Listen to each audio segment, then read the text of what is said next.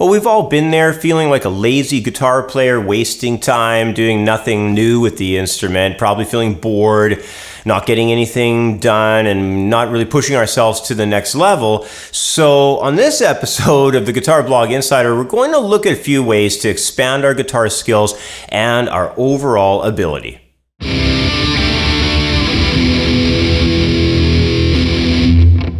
So why do we get lazy? How come so many of us just sit around playing the same old song or two that we've played for years and years?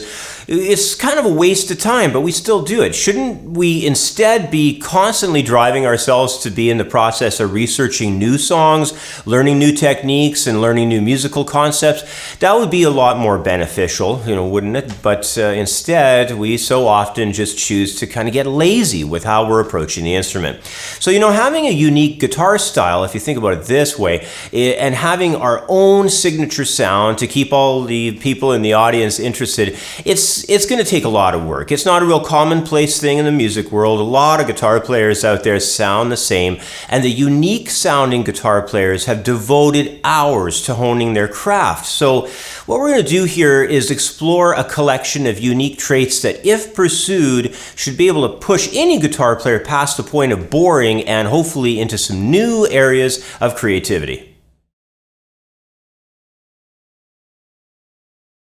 At every stage of the game, playing music comes down to training your ears, which you have to have together if you're going to play music at any kind of decent level of any type. You've got to train your ears to hear musical sounds and to understand musical direction. But think about it another way. Going back years ago, there were very few good guitar teachers around, and there was no Google, there's no internet, no YouTube, and there was also very limited use of tablature.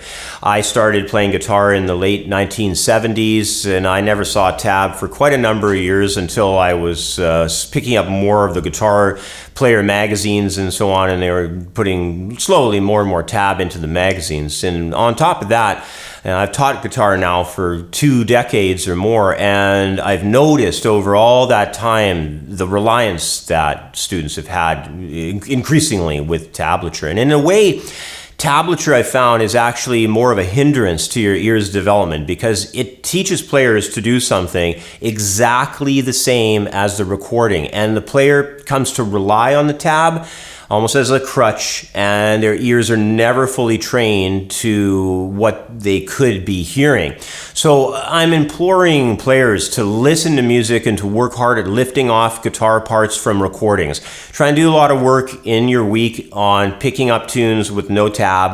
Don't run to the websites that have all the tab right away, and just try to learn and understand the way the music is sounding, how it sits on your neck, understand rhythms, learn to read music, understand what eighth notes are, 16th note triplets, everything of not only what they look like on a piece of paper, but what they sound like. That's the most important thing. And develop a sense for how music is going to sit on your fretboard. You'll be able to sing pitches and get used to finding notes on your neck. Because over time, all of this is going to turn into a fantastic skill of learning and helping you to play the music that you hear in your head much faster.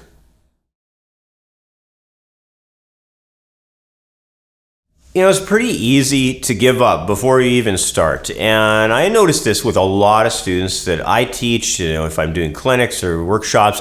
A lot of times there'll be at least a couple of people that will say, well, like for instance, Hendrix couldn't read music, so why should I learn to read music?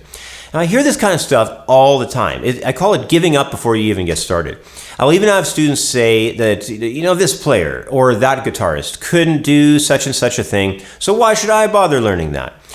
But you got to keep in mind that a lot of those players from back then, they were doing what they were doing a long time ago, and what players from 40 years ago could or couldn't play or do.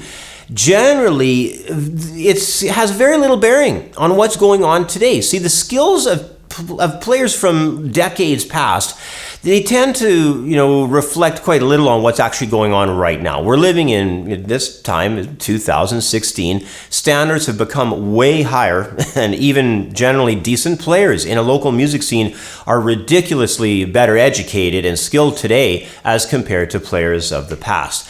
So for this reason, you gotta think through this, that the modern day guitarist needs to be better researched, better at playing than ever before in history. Today, your average local professional is an incredibly skilled and versatile musician. They're capable of playing all kinds of styles: blues, jazz, rock, folk, country, you name it. They can read charts, they can sing, they're excellent at improvising. Compare that to a lot of the guitar players who were at the peak of their craft, let's say 40 years ago, and it's quite a big difference.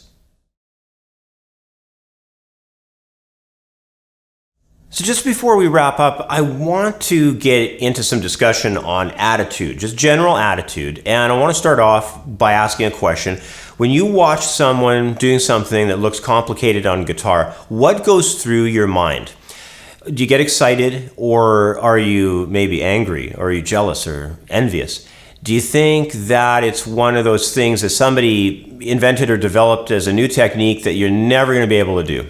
Or when you watch someone doing a great job with a guitar part and they're doing it really easily, do you get motivated to try and learn it as well? See, the way you perceive musical and guitar-oriented challenges says a lot.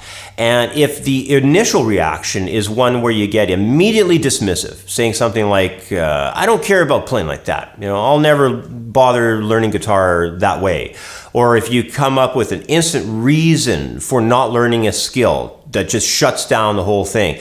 Like that one I brought up earlier in the video of saying, I'm not going to bother learning how to read music because Hendrix never read music, or something like that. The whole point of learning skills and looking at other players in the respect of what they're doing and how that can help you as a player, how it can maybe motivate you, is a big part of the learning process. Motivation really drives you to keep practicing and to keep getting better and better on the instrument. But I have heard people say things, let's say, like, I'm not going to learn how to solo because I think soloing is just about showing off, and I hate guys who play solos, or something like that. It's just right along the lines of that whole thing of saying, well, I don't need to know how to read music because Hendrix never read music and all that. All of these attitudes, they close you down and they shut your mind down, and that places literally a ceiling on the level of where you could get your skills up to and where you could rise to as a guitar player.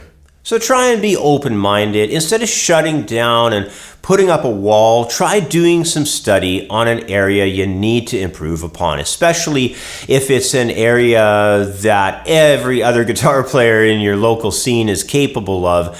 Rather than resorting to a put down, get a leg up on the idea and find out how hard it might be to study and learn how to do for yourself. Whether it's scales, improvisation, music theory, or music reading, you'll always benefit from trying something new in your practice routine, rather than instantly just shutting down or making excuses, or even the worst one really is ridiculing it, which never comes across very well. Anyway, I'd be interested to hear your thoughts in the comments section below. Thanks for your time, and we'll catch up again next week on my other channel for another episode of the Guitar Blog Insider. Hello, I'm Andrew Wasson, the founder of Creative Guitar Studio. Creative Guitar is a professional guitar school that I established 25 years ago after I graduated from Hollywood, California's Musicians Institute. After building a successful local school, I decided to branch out to having online courses as well. So back in 2008, I decided to take creative guitar onto the internet and offer my guitar methods through both YouTube and on my website. Since then, I've had over 150,000 guitar players from over 100 countries take part in my online courses, and the courses have only become better with the material having grown so much since then. Creative Guitar has become one of the best ways available for guitar players to reach their playing goals.